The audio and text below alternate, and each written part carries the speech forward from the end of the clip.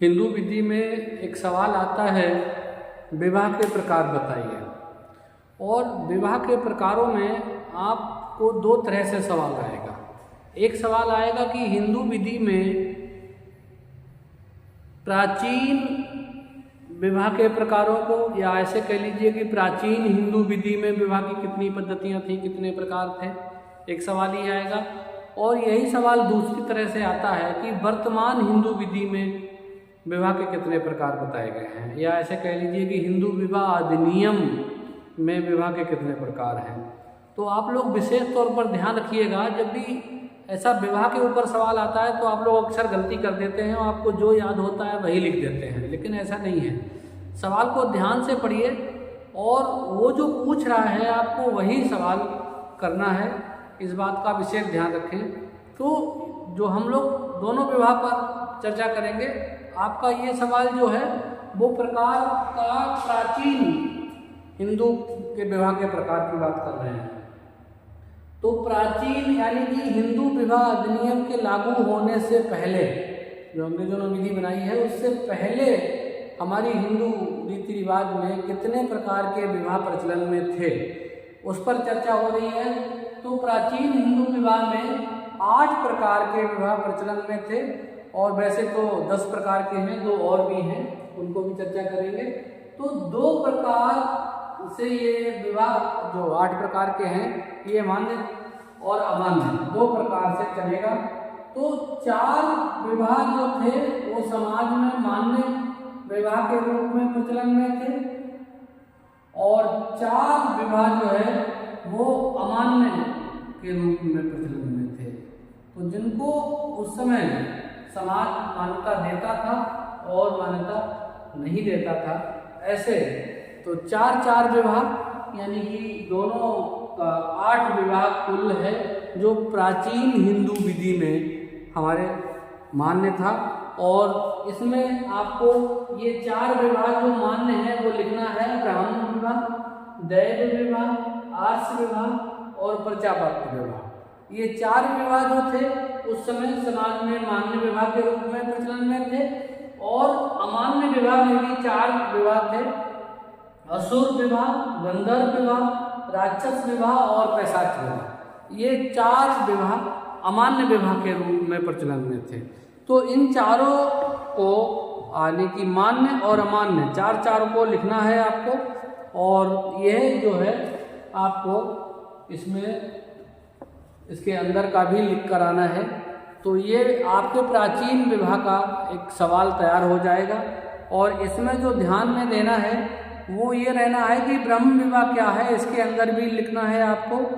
तो ब्रह्म विवाह जो था वो किसी भी वेद पढ़े हुए व्यक्ति को, जो सदाचारी वर है, उसको अपने यहाँ कन्या का पिता जो है बुलाकर उससे पूजा पाठ करा के उसको वस्त्र आदि जो है अलंकृत कर कन्या को दान में दे देता था। ब्रह्म विवाह में कोई भी व्यक्ति किसी वेद पढ़े हुए व्यक्ति को अपने घर बुलाकर और उसको पूजा पाठ करा के और अपनी कन्या को जो है उस व्यक्ति को, वेद पढ़े हुए व्यक्ति को अपने कन्यादान कर देता था। तो इसमें ध्यान रखना है, कन्यादान में कोई भी प्रतिफल के रूप में कोई चीज़ ग्रहण नहीं करनी है। ऐसा विवाह ब्रह्म विवाह कहलाता था। और दूसरा विवाह जो है वो आर्ष विवाह है। तो यहाँ आर्ष का मतलब गाय बैल से है। कन्या का पिता किसी वर से गाय या बैल लेकर, 2 गाय बैल लेकर, यानी कि एक जोड़ी गाय बैल लेकर, और विधि पूर्वक अपनी कन्या का दान उस व्यक्ति के साथ कर देता था। तो इसे जो है हम लोग आर्ष विवाह कहेंगे। प्रजापत्य विवाह में जो है कन्या का पिता किसी वर के साथ जो है ये कहकर कि तुम दोनों साथ साथ धर्माचरण करो, ये कहकर जो है उस व्यक्ति के साथ कन्यादान कर देता था। तो ये 4 विवाह हमारे यहाँ मान्य विवाह के रूप में प्रचलन में थे। किसी भी वेद पढ़े हुए व्यक्ति को दे देना, कन्या के साथ विवाह कर देना, कन्यादान कर देना, गाय बैल लेकर बदले में उस व्यक्ति को कन्यादान कर देना, साथ साथ धर्माचरण करने के लिए कन्यादान कर देना। और दैव विधि में जो है किसी भी यज्ञ आदि को कराते हुए जो यज्ञ लोग करते थे, ब्राह्मण लोग, ऋषि लोग, उनको जो है दैव विधि, जो दैव विवाह था उसमें कन्यादान कर देते थे बदले में, यज्ञ कराने के बदले में। तो ये 4 पद्धतियाँ थी मान्य विवाह के रूप में, और 4 पद्धतियाँ अमान्य विवाह के रूप में प्रचलन में थी। तो यहाँ पहली पद्धति जो है वो असुर पद्धति है। तो यहाँ जो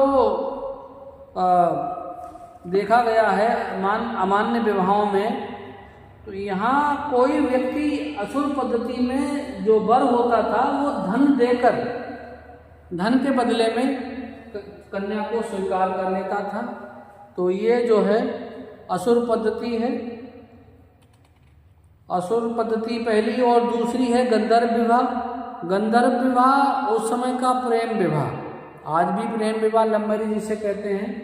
तो गंधर्व विवाह जो है कन्या स्वेच्छा से परस्पर प्रेम में किसी पुरुष के प्रति आसक्त होकर एक माला डालकर, फूल माला डालकर उसे स्वीकार कर लेती थी। तो ये जो है गंधर्व विवाह कहलाता था। और राक्षस विवाह में ये क्रूरतम विवाह माने जाते हैं। इसमें राक्षस विवाह में जो है वर जो होता था वो कन्या पक्ष के लोगों की हत्या करके और कन्या को हर ले जाता था, अपहरण कर ले जाता था। तो मतलब एक तरह का युद्ध, लड़ाई इसमें होती थी, और वो कन्या पक्ष के लोगों से लड़ाई करके, युद्ध करके, उनको मार के, हत्या करके उनकी, और कन्या का अपहरण कर ले जाता था। तो ये जो है कुछ जनजातियों में प्रचलन में आज भी है। मध्य प्रदेश के बैतूल वगैरह में ये विवाह, गौंड जो जातियां हैं उनमें आज भी प्रचलन में है। पैशाच विवाह जो होता था ये भी एक निंदनीय पद्धति है उस समय के अमान्य विवाह की। इसमें सोई हुई स्त्री या किसी स्त्री को नशीला पदार्थ सेवन करा के उसकी एकाग्रचित्त जो स्त्री होती थी उस कन्या के साथ जो है सेक्सुअल हैरेसमेंट करके जो है उससे विवाह किया जाता था। तो ये निंदनीय उस समय की पद्धतियां हैं। तो 4 मान्य और 4 अमान्य उस समय हमारे हिंदू समाज में प्रचलन में थे। तो ये 8 तरह के विवाह प्रचलन में थे, और यहाँ मान्य विवाहों में सजातीय विवाह ही होते थे। यहाँ 2 विवाह और बाद में प्रचलन में हैं। तो ये इनमें जो है इस विवाह को अनुलोम और प्रतिलोम विवाह कहा जाता था। अनुलोम विवाह या प्रतिलोम विवाह। और ये विवाह जो होते थे ये इंटर कास्ट मैरिज वाले होते हैं। इस समय भी प्रचलन में है, उस समय भी प्रचलन में थे, कम मात्रा में थे। यहाँ सजातीय विवाह नहीं होता था, वर और वधू दोनों एक जाति के नहीं होते थे। तो यहाँ जो है इनमें एक कास्ट के होते थे मान्य विवाहों में, और यहाँ दोनों अलग अलग जातियों से होते थे, इसीलिए इनका नाम अनुलोम और प्रतिलोम है। इनमें एक जो है उच्च वर्ण का होता था और दूसरे में निम्न वर्ण का, यानी कि एक में स्त्री कन्या उच्च वर्ण की होती तो वर जो है निम्न वर्ण का होता, दूसरे में एक कन्या निम्न वर्ण की होती तो वर जो है उच्च वर्ण का होता। तो ये लोग एक तरह का अपने आप से विवाह करते थे, लेकिन ये समाज द्वारा मान्य विवाह नहीं है, इसीलिए हम लोग इन्हें भी पढ़ सकते हैं। लेकिन सामान्यतः ये 8 तरह के विवाह उस समय समाज में प्राचीन हिंदू विधि में मान्य में थे, 4 मान्य और 4 अमान्य। 2 इन विवाहों का भी आप जिक्र कर सकते हैं। तो ध्यान रखना, विवाह के प्रकार कौन से पूछ रहे हैं पेपर में, इसका भी आपको ध्यान रखना है। अगर प्राचीन हिंदू विधि का विवाह पूछ रहा है तो आपको इस विवाह का जिक्र करना है। अगर वर्तमान विधि का विवाह पूछा जा रहा है तो उसमें 3 तरह के विवाह बताए जाएंगे। अगले वीडियो में आपको वो हम बता